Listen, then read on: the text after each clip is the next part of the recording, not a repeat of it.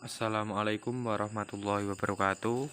Kami dari kelompok 1 yang beranggotakan M Khairun Ni'am dengan NIM 1911202232, Febri Dwi Astuti dengan NIM 1911202269, Danang Harjunanto Susilo Utomo dengan NIM 1911202269, dan saya sendiri Eksa Mufli Rizky dengan NIM 1911202273 akan mempresentasikan tentang materi konsolidasi pada anak perusahaan yang dimiliki kurang dari kepemilikan pemenuh.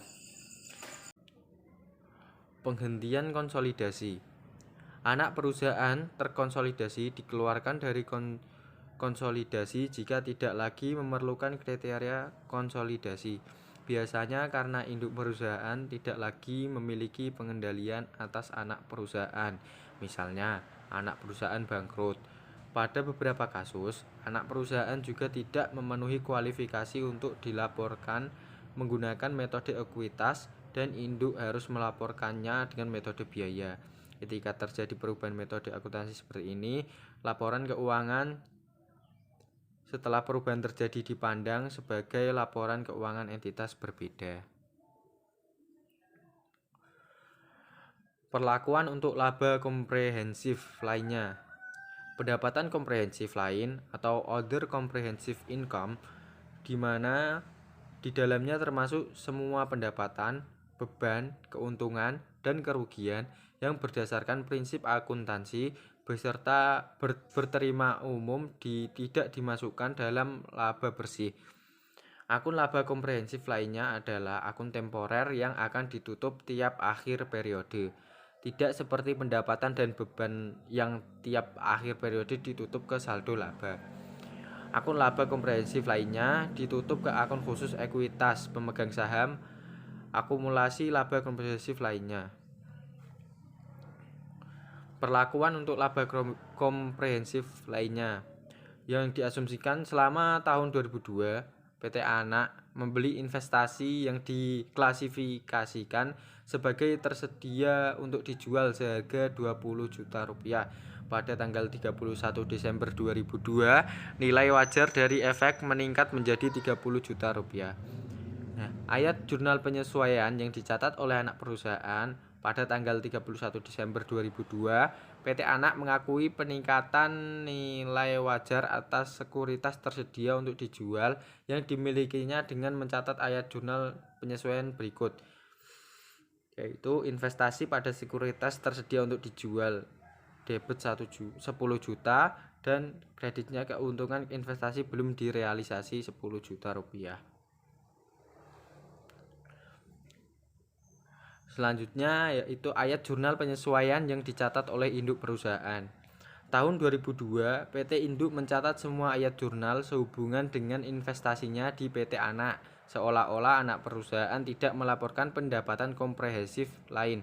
Selain itu, pada tanggal 31 Desember 2002, PT Induk secara terpisah mengakui bagian proporsionalnya atas keuntungan belum direalisasi anak perusahaan dari peningkatan nilai wajar sekuritas tersedia untuk dijual. Investasi pada saham PT Anak debit 8 juta dan kreditnya laba komprehensif lainnya dan anak perusahaan keuntungan belum direalisasi dari investasi sebesar 8 juta rupiah.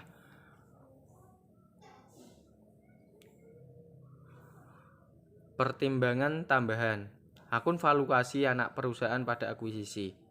PSAK 22 menunjukkan bahwa seluruh aset dan liabilitas yang diambil alih dalam kombinasi bisnis seharusnya dinilai pada nilai wajar tanggal akuisisi.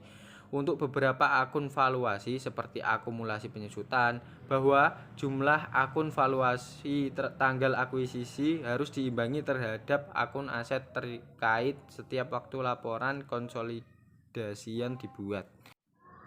Saldo laba negatif anak perusahaan saat akuisisi. Induk perusahaan mungkin membeli anak perusahaan dengan akun saldo laba bernilai negatif atau memiliki saldo debit. Akumulasi defisit anak perusahaan saat akuisisi tidak menimbulkan masalah khusus dalam proses konsolidasi. Ayat jurnal eliminasi normal dibuat dalam kertas kerja konsolidasi kecuali bahwa saldo debit, saldo laba anak perusahaan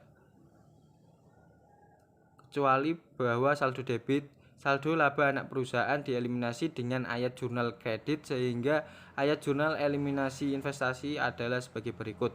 Modal saham biasa anak perusahaan sebesar XXX, selisih sebesar XXX di debit, dan di kredit ada saldo laba sebesar XXX dan investasi pada saham PT Anak sebesar XXX.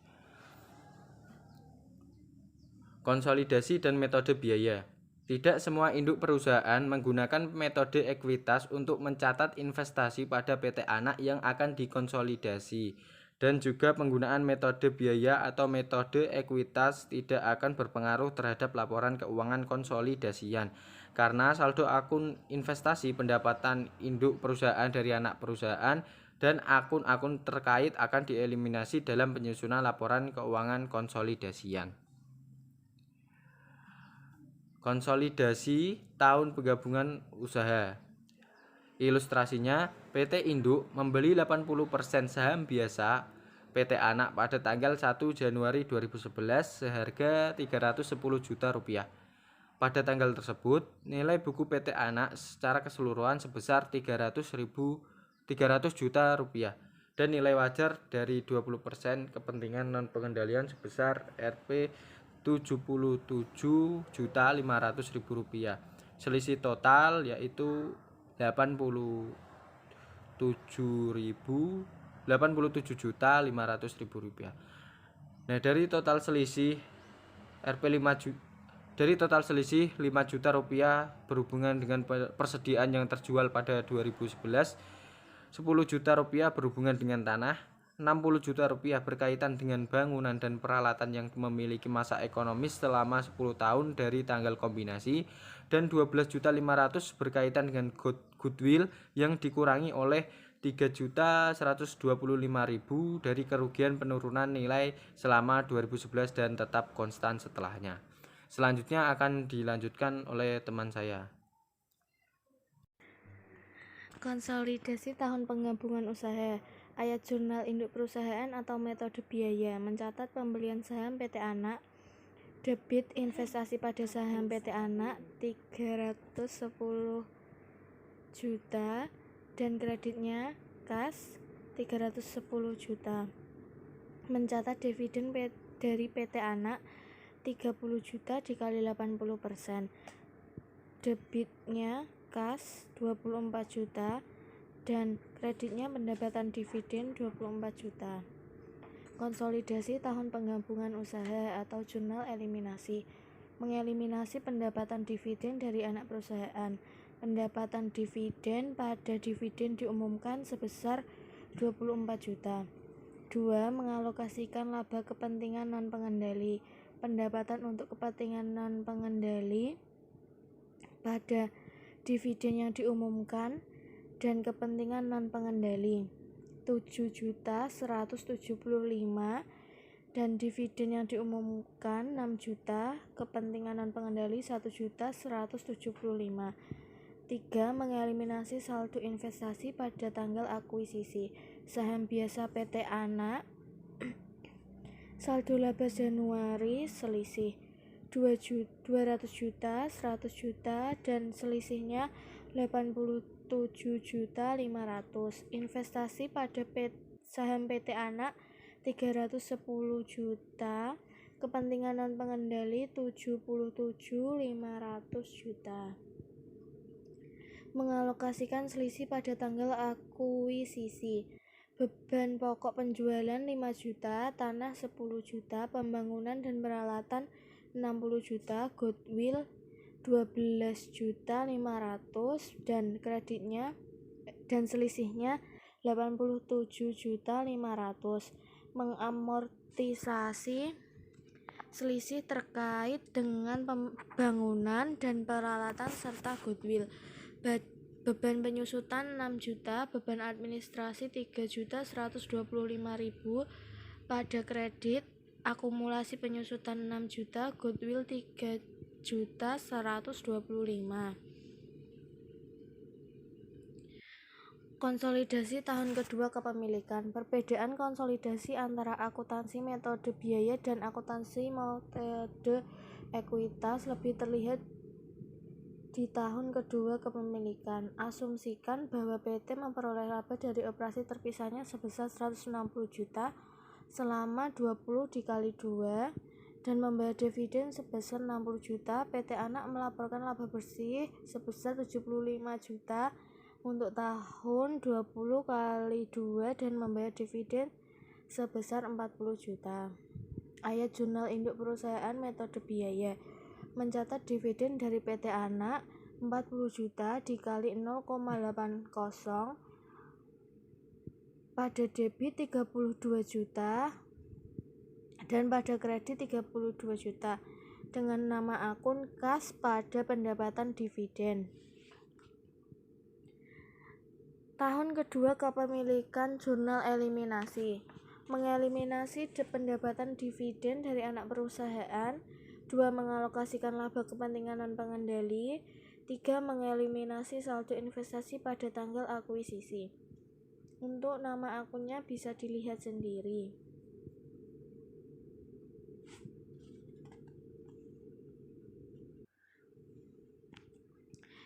Yang keempat yaitu mengalokasikan laba yang tidak dibagikan kepada anak perusahaan periode sebelumnya ke kepentingan non pengendali. Saldo laba 1 Januari sebesar 4 juta pada kepentingan non pengendali 4 juta. Perhitungan saldo laba PT Anak Januari 1 Januari 20 kali 2 120. Saldo laba PT Anak saat akuisisi 100 juta dikurang laba yang tidak dibagikan berarti 20 juta. Bagian kepentingan non pengendali dikurangi pengendalian dikali 0,20. Kenaikan dialokasikan kepentingan non pengendalian 4 juta.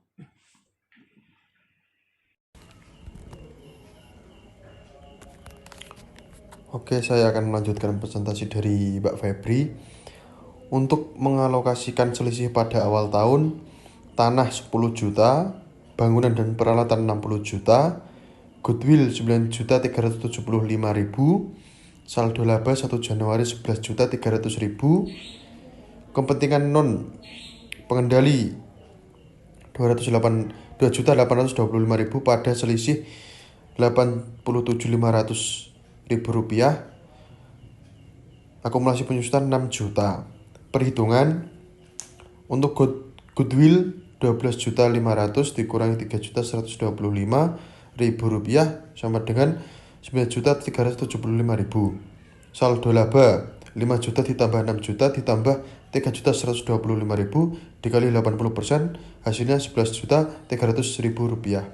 KNP 5 juta tambah 6 juta ditambah 3.125.000 dikali 20% hasilnya 2.825.000. Untuk selanjutnya itu mengamortisasi selisih terkait dengan bangunan dan peralatan.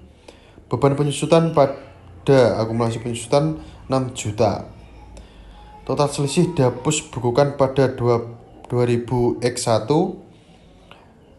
Jumlah terkait dengan penjualan persediaan di tahun 2000 X1 5 juta, penambahan penyusutan dari bangunan dan peralatan 6 juta, penurunan nilai goodwill 3.125.000, pengurangan saldo laba awal 14.125.000. Pengaruhnya maka saldo awal kepentingan pengendalian dikurangi sebesar 80%, penghapusan tahun lalu dengan debit ke saldo laba 1 Januari dan kepentingan non pengendalian dikurangi sebesar 20%.